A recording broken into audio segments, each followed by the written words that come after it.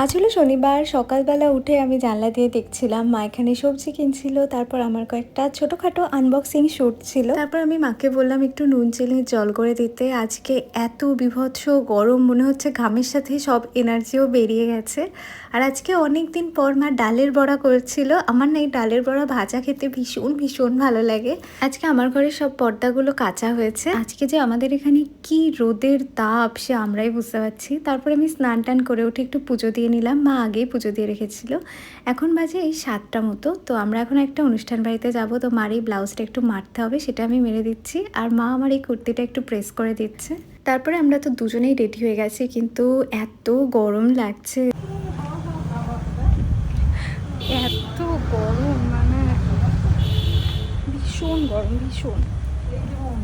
আমরা যাচ্ছি প্রীতম দাদের বাড়ির শীতলা পুজোতে। প্রীতম দা জেঠুর বাড়িতে হচ্ছে। তো বিপাশা ইনভাইট করেছে।